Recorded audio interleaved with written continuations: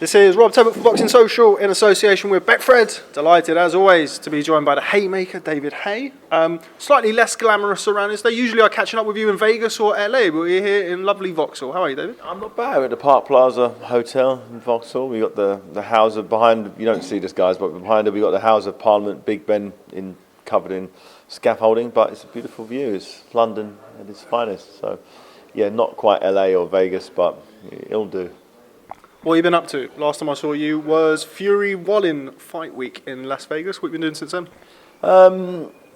Assisting Derek in getting himself into the shape required to put on an absolute hell of a fight. You know, Derek requires 12 rounds of all-out aggression, violence, fitness. Has to be better than ever. We were preparing for Joseph Parker, and obviously Parker was bitten by a spider and no longer available to fight. So up jumps David Price. Didn't take any coercing into the fight. He was there going, me, I want this one.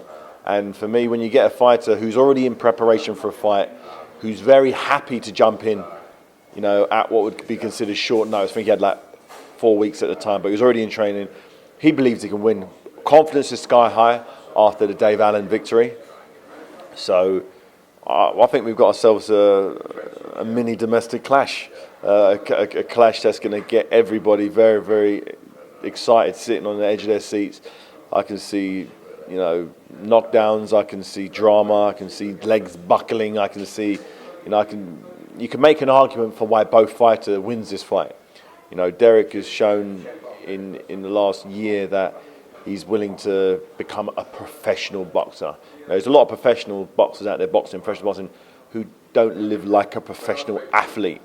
He is now, and I think you will see that when he steps on the scales. You know, the pace in which he set into inspiring yesterday, I'd consider was an unrealistic pace to spar with, particularly looking at his early training. For instance, the sparring he did in the lead up to the Dylan White fight, he was probably throwing 3 times as many punches, getting hit with 100 times less punches, and he looked like the Derek Chisora that we've seen in spits and spurts and little segments here and there. He's doing it consistently for a lot longer now, and there's not too many heavyweights who could deal with that in heavyweight boxing today. You know, it might have just been a fluky, the stars and moon all aligned yesterday, but yesterday's spar specifically, I was like, okay, this is it. This is what all of this work over the last years been about. It's getting him into the physical shape and mental shape that he is now, that he knows he can go for 3 minutes a round, and that minute rest between, he can fully recover, reload, and go back again. He can do that 12 times. And he's doing it on the bag, he's doing it on the burst climb, he's doing his circuit training, he's doing his weight training, he's doing all of the things, he's resting, he's sleeping, he's doing all the things that he wasn't doing in the past, and that he started to do once he started working with me, but now it's fully integrated into his system, and he's living and breathing boxing. And it's really nice to see. It really is nice to see. Backtrack a little bit. Let's talk about David Price after we talk about this. Joseph Parker bit by a spider. Now, we had Carl Frampton get attacked by an ornament not too long ago and his hand broken. Yeah. I think it's the first time I've ever heard of a spider bite causing an injury to a fighter. Tell me about, first of all, you finding out about that, and what was your reaction? I think Eddie gave me a shout and was like, bad news. I was thinking, oh, what's going on here? And he said, Parker's out. I was like, what happened to him? He bit by a spider.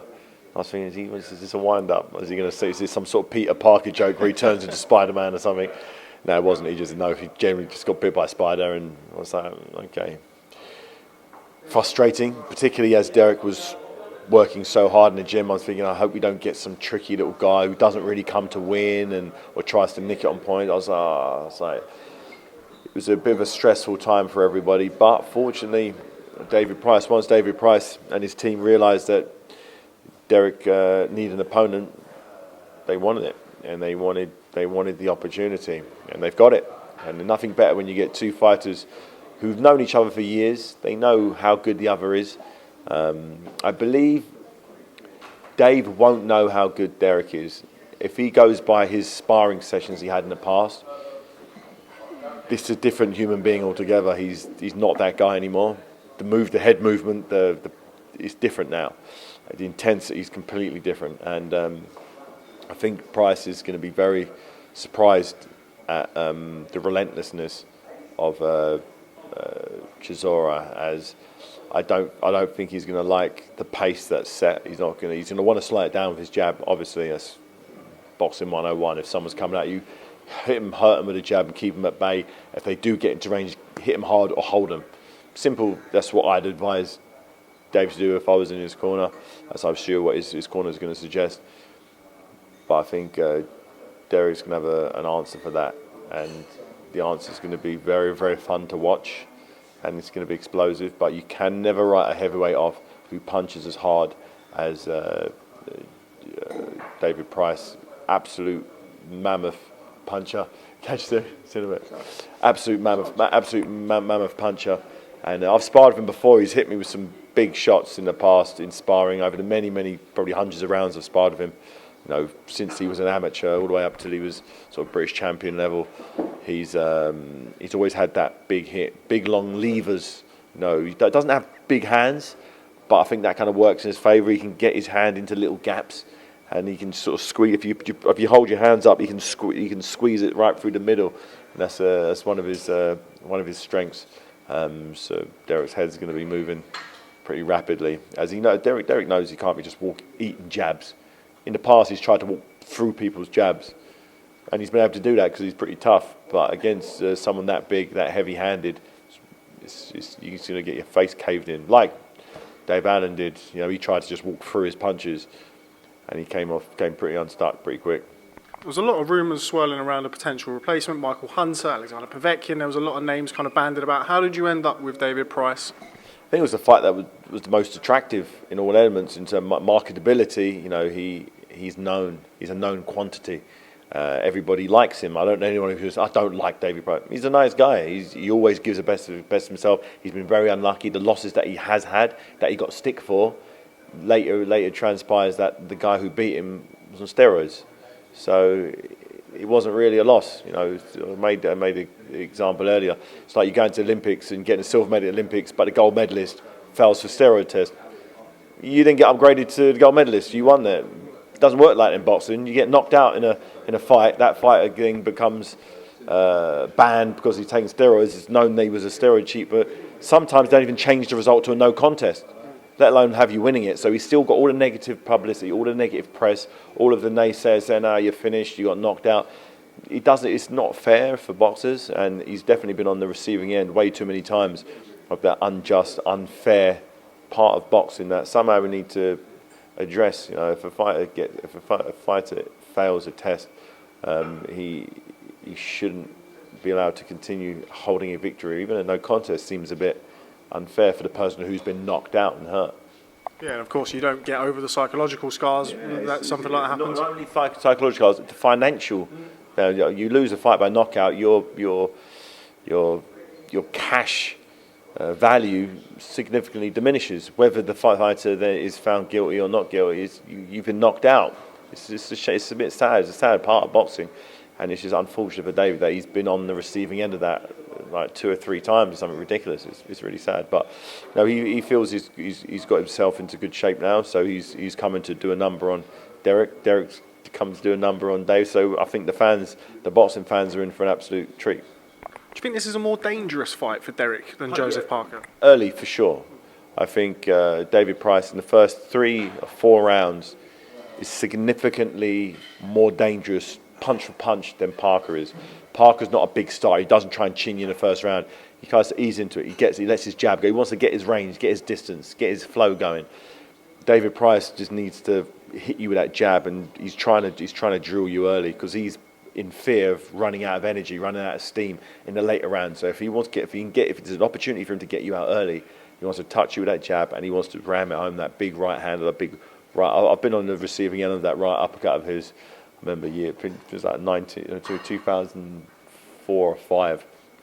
Oh, you don't want to be on the end of it. You know, I don't have the greatest chin in the world, but it weren't the worst, and you know, buckled the knees, let's just say, And any heavyweight who's unlucky enough to walk onto an uppercut from David Price is really going to... Just ask Alexander Povetkin.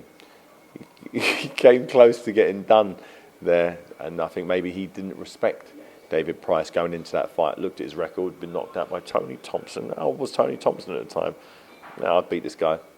Not that easy. So, fortunately, Chisora knows that David Price is legit danger, and he's going to need to break him down slowly and surely, work the body, work the head. He needs to just grind him down.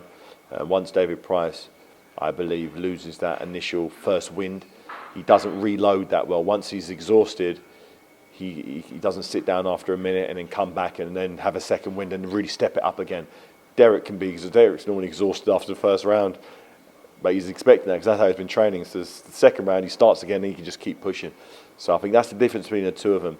You know, I think Derek's danger is early, walking onto one of those big shots, and Price's danger is getting outworked and getting dragged into a dogfight where he's forced to fight every second of every round. I don't think he'll like to. I think he'll want to slow the pace down and try and dictate the pace with his jab, like he did against Dave Allen. I think he will want to try and implement a similar tactics for that fight, which tactically was perfect. He fought a perfect fight that night. You know, he held, but he kept his chin behind that, his left shoulder. He was rolling nice. The body shots are nice. The jab to the body. He did exactly what I had hoped he could do many years ago, and he seems like he's found his flow. Let's hope he doesn't find it too much. Final one on Chisora-Price. Where do we stand with regards to a trainer? I've been waiting for an announcement for a while. We still haven't had one. What can you tell me? You'll see in the ring on the 26th, or you might see him in the public. Is he going to punch the public workout, you reckon? I don't know. Hopefully you'll see fight week. Get yourself a trainer's license? No, I will not be in Derek Corner's corner. No, I'm in his corner, but not in the capacity as a coach. No. Okay. So it's not me. So strike me off that list. Yeah. You manage, promote, used to fight. Training's the only one that's left. Yeah, nutritionist as well. Yeah.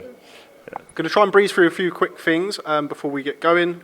Get going with the interview, or before you get going, just a couple of quick things to get your opinion on. We mentioned drugs at the start of the interview. Alexander Usyk makes his debut this weekend. Tyrone Spong failed a drugs test this week. It was a masking agent, so we're not sure what he actually was taking. Yeah. But okay. It's a shame. I thought Sprong would have been a good fight. I thought that he'd have been up for it. He'd have let his hands go. He was in shape. Obviously, he was motivated, a little too motivated by the sounds of things. But we've got Chad Witherspoon, not the worst name they could have dug out. Big guy, been around for a long time. I believe Usyk will need a spectacular knockout victory to say, yeah, this is my heavyweight debut, this is what I can do. I remember when I had my first big heavyweight debut after I was unified cruiserweight champion. It was against Monty Two Guns Barrett, and it was at the O2 Arena, and it was an exciting fight. I think I got knocked down at one stage, and I knocked him down a few times. It was a proper tear up. And that was like, everyone was like, yeah, you can do it at you brought your punch power from the cruiserweight to the heavyweights, so he needs to have a similar type of fight in terms of no one says he's the biggest puncher, but he's so skillful, he's so slick and clever, his boxing IQ's through the roof. If he can if he can use those same skills that's made him a great cruiserweight to smash a big heavyweight, I think people are going to really start jumping on the bandwagon. If he struggles on points and it's a split decision, I don't think too many people are going to be fanning that flame. He had a torn bicep, which is an injury that you had before. Tell me about the rehabilitation for that. And what could it take from you? Yeah, I didn't tear my bicep. I ruptured my bicep clean off the bone, so I had to reattach it to the bone and had to fully heal, which I'm not sure if it ever will do. Hopefully his one was just a small tear. Hopefully it wasn't fully ruptured. I've seen some of his training, and if he would have had a similar injury that I had, he wouldn't be hitting the bag like he was. Some hitting a heavy bag in a position where it's a lot. I think it must have just been a small tear that's fully healed. because that's a horrendous injury for a boxer to get a torn bicep, particularly if it's fully ruptured. It's you're never quite the same again. Just finally, Tyson Fury, your old mate, has been making the headlines in the last week or two. Has been on WWE. Your thoughts on that? I love it. I think it's great. I think anything that reaches outside of the hardcore boxing fans is a plus.